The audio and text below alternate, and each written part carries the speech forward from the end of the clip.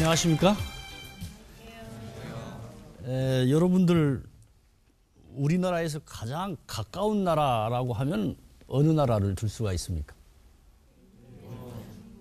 중국, 미국 이런 나라들이겠죠. 그런데 아마도 여러분들 상당히 눈치가 빨라요. 오늘 강의 제목이 한국과 일본이어가지고 일본이라고 대답하는 사람이 상당히 많습니다. 가깝다라고 했을 때는 여러 가지 뜻이 있습니다만은 거기에는 우선 지리, 또 역사, 문화, 인종 등 여러 측면에서 우리가 흔히 가깝다 이런 말을 쓰는데 여러분들이 대답한 것처럼 우리나라의 역사나 문화 그리고 인종, 경제 등등의 측면에서 가장 가까운 나라는 역시 일본이라고 할 수가 있습니다. 특히 오늘날 한일 관계를 보면은 한국과 일본 가까운 나라이면서도 서로 갈등도 하고 대립도 하는 게 많아서 마치 사이가 먼 것처럼 보이기도 합니다만은 여러분들이 유럽이나 미국 등 다른 데 나가서 한국과 일본을 봤을 때는 그 사람들은 쌍둥이 나라라 이런 얘기를 합니다. 여러분들이 슈퍼에 가서 물건을 살 때 도쿄에 진열되어 있는 것과 서울에 진열되어 있는 것들이 거의 차이가 없습니다.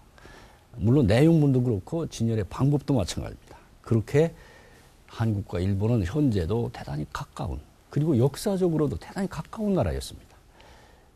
저한테 주어진 강의 제목이 한국과 일본의 문명 교류라고 하는 그런 것입니다. 제가 문명 교류라는 걸 테마로 해서 과거 한 2000년 동안 한국과 일본이 어떻게 서로 영향을 주고받았는가 이런 점들을 좀 말씀을 드리고자 합니다. 문명 전환이라고 하는 것은 원래 자기들이 가지고 있었던 그 태반의 문화가 있었습니다. 그리고 그러한 문화를 개량해 가면서 우리가 흔히 말하는 전통이라는 것을 만들어갑니다. 전통 문화라고 할 수가 있는데 그러한 태반 문명과 전통 문화가 밖에서 들어오는 다른 문화와 서로 상호작용을 해서 또 한 차례의 문명의 변환을 가져오는 그런 것들을 우리가 문명의 전환이라고 하는데 한국과 일본은 크게 봤을 때 두 차례에 걸친 문명의 전환이 있었다고 저는 생각을 해요.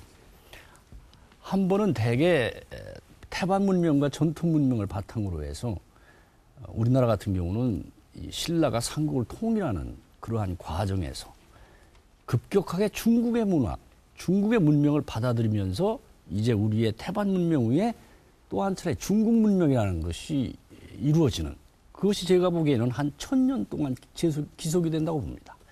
그리고 19세기 정도 들어왔을 때 그와 같은 문명 속에서 서구의 문명을 받아들여가지고 다시 한 차례 큰 변화를 겪고 오늘날의 한국의 문화를 만들어가는 일종의 근대 문명이라고 할 수가 있는데요.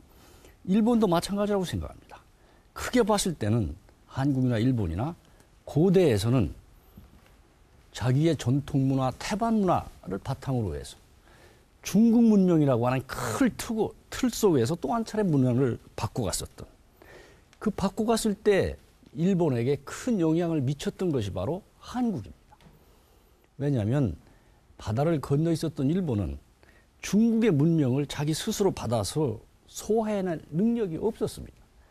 그렇기 때문에 누군가가 그것을 소화한 것을 전파해주고 그걸 받아들였습니다.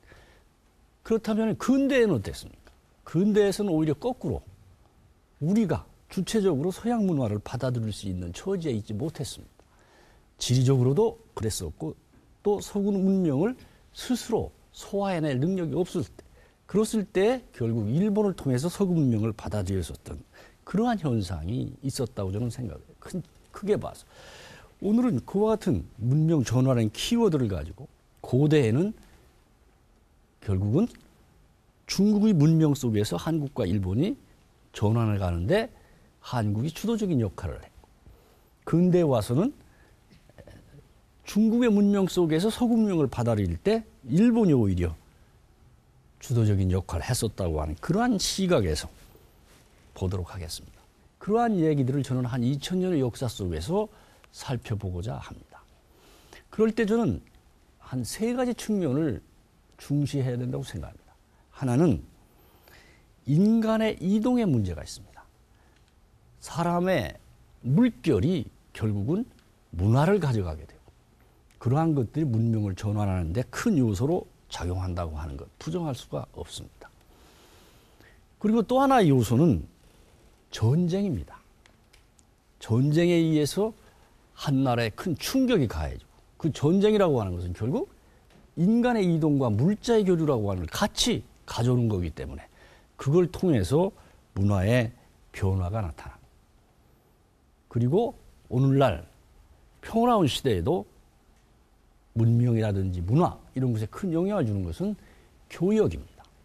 물자와 정보 이런 것들이 들고 남에 따라서 결국은 한 나라가 자기 태반의 문화 또는 전통 문화를 바탕으로 해서 새로운 문화를 개척해 간다고 하는 그런 것들을 찾아볼 수가 있습니다.